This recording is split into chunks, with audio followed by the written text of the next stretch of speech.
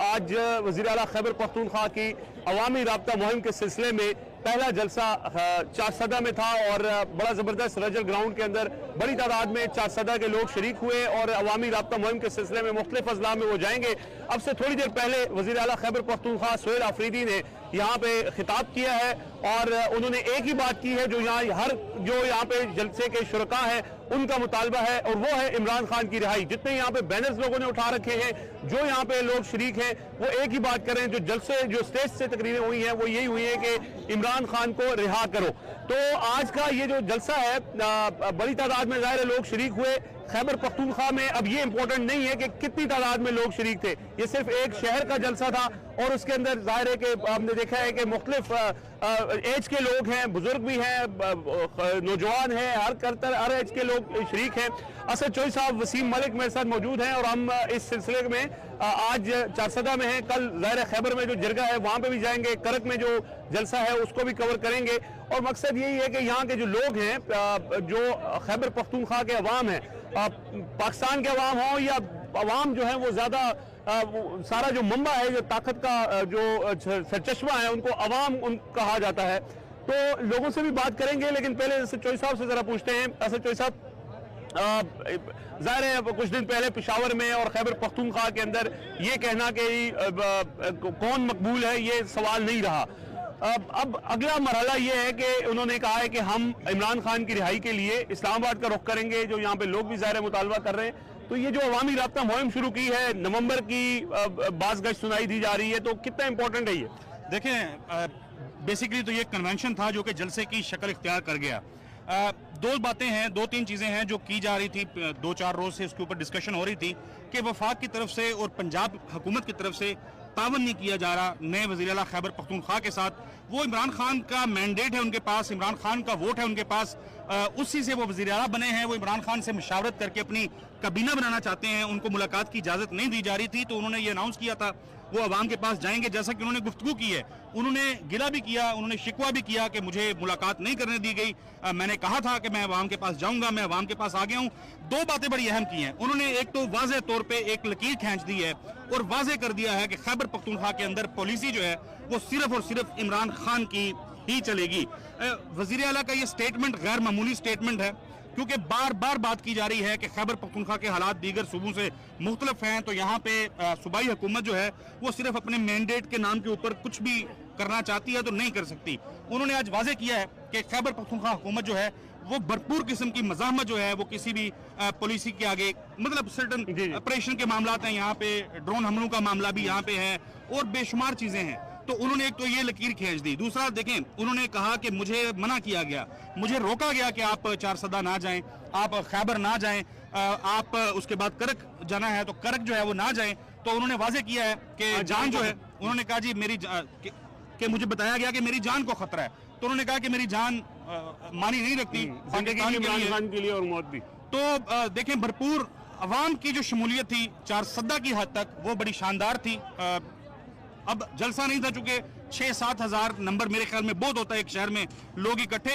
Important ये था कि लोग चार्ज थे, लोग जो हैं वो चाहते हैं कि पीटीआई की जो हुकूमत है वो कोई फैसला करे, वो कोई कॉल दे।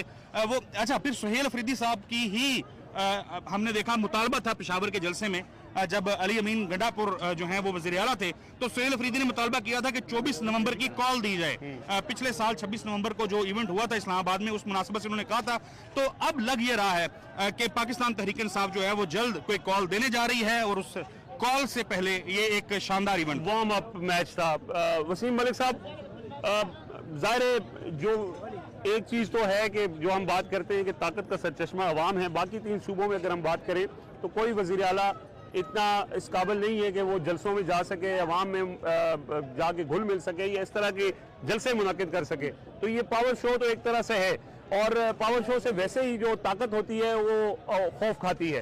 तो बड़े इवेंट से पहले ये इस तरह के इवेंट्स और इतनी पावर शो करना कितना इंपॉर्टेंट है? हाँ, देखिए, ये इस हवाले से भी अहम है कि जैसे अभी बात हो रही थी कि कैबिनेट अनाउंस नहीं हुई और वो डिसीजन मशरूत कर दिया गया इमरान खान से मुलाकात, और फिर नए वज़ीर आला आए, असूली तौर पर तो आइडियल हालात में तो यही होना चाहिए था ना कि वो सुबह की पॉलिसी गवर्नेंस और उस हवाले से गुफ्तगू करते। आल दो के अब भी वो यही गुफ्तगू कर रहे हैं, लेकिन उन्होंने मशरूत इमरान खान से कर दिया है। लेकिन वो अब अवाम में आए हैं तो जिन बातों का मौजूदा निज़ाम को खौफ है और उसका हम अक्सर प्रेस कॉन्फ्रेंसेस में, टीवी टॉक शोज़ में उसका इजहार देखते रहते हैं। आज का गुज़श्ता एक हफ्ते का, बल्कि 13 अक्टूबर से भी 2-3 रोज़ पहले आप चले जाएं, जब अडयाला जेल से अनाउंसमेंट आती है, वकला आके मुलाकात करके बाहर निकलते हैं, इमरान खान की बहनें बाहर निकलती हैं कि अली अमीन गंडापुर अब वज़ीर आला नहीं रहेंगे और सुहेल आफरीदी पहला नाम है। तब से आज तक पाकिस्तान का सबसे बड़ा मसला मौजूदा निज़ाम के लिए सुहेल आफरीदी। आप सोशल मीडिया उठा के देख लें, आप मेन स्ट्रीम मीडिया उठा के देख लें, आप वहाँ पर टॉक शोज़ उठा कर देख लें, तो सुहेल आफरीदी साहब के ही चर्चे हैं। मुलाकात नहीं होने दी जाती तो वो उस दिन की सबसे बड़ी खबर बन जाती है। तो वो जिस खदशे का इजहार वफाकी हुकूमत करती है, उसको अब मैं ये ज़ाती तौर पर देख रहा हूँ कि पाकिस्तान तहरीक इंसाफ पहले उस पर खुलकर बात नहीं करती थी। ठीक है, सुहेल आफरीदी साहब ने 13 अक्टूबर को अपने जब वो मुंतखब हुए उसके बाद उन्होंने गुफ्तगू की, तमाम तर वो जो नुकात उन्होंने पहले दिन उठाए थे वो मुख्तलिफ फोरम्स पर आज भी वही बात करते हैं। अमन की बात करते हैं, इमरान खान की रिहाई की बात करते हैं, पख्तूनख्वा के फैसले, पख्तूनख्वा की अवाम की मर्जी की बात करते हैं। मगर अब वो मजीद उनके एक तो लहजे में तलखी आती जा रही है। फिर PTI जो है, सुहेल आफरीदी साहब ने अब तक खुलकर नहीं कहा था कि अब फैसले सड़कों पर होंगे। आज उन्होंने ये अनाउंस कर दिया कि मैंने अपना मुकदमा अब अवाम में रख दिया है और अब फैसले सड़कों पर होंगे और हमें इंतजार है किसका, जब पार्टी हमें पॉलिसी देगी। और पार्टी क्या है? एक शख्स है, उसका नाम इमरान खान है। जिस दिन अडयाला जेल से कॉल आई तो मेरे ख्याल में एक वार्म अप है जो सुहेल आफरीदी साहब कर रहे हैं, क्योंकि वो कल भी इस्लामाबाद हाई कोर्ट के कमरा अदालत नंबर 1 में भी सहाफियों से जब उन्होंने गुफ्तगू हुई, उन्होंने कहा कि मैं ये निज़ाम चलाने नहीं आया, मैं इस निज़ाम को बदलने आया हूँ। तो जब आप अगर बदलने आए हैं तो ये एक वार्म अप है।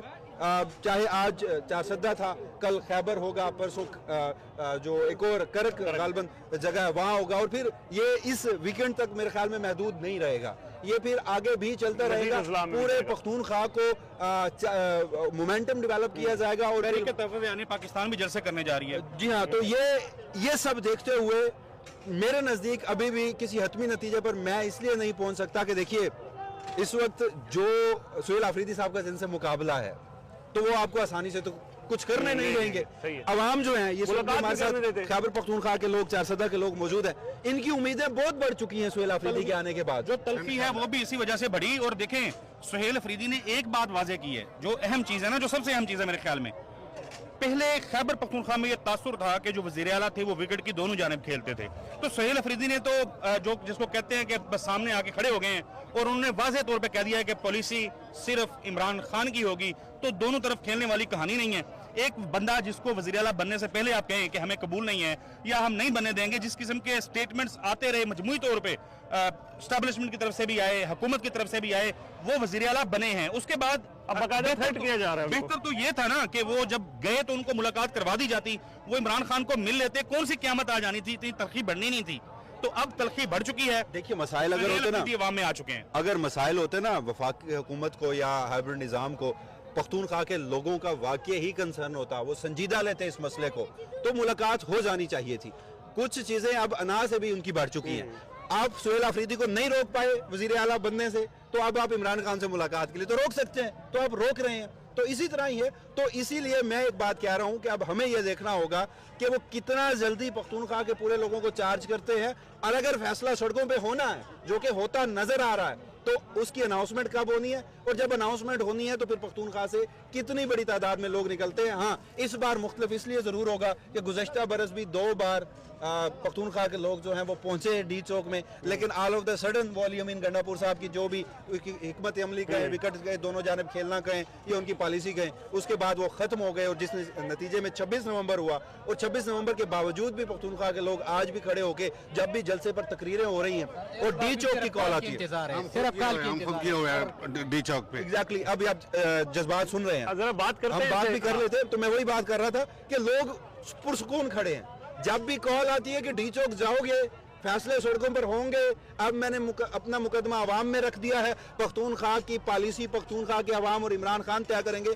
आप लोगों का उस वक्त जज्बा देखिए, आप लोगों का उसमें एंगर देखिए, आप लोगों की उसमें उम्मीद भी देखिए। तमाम जज्बात की अक्कासी उनके चेहरों से, उनकी आंखों से हो रही होती है।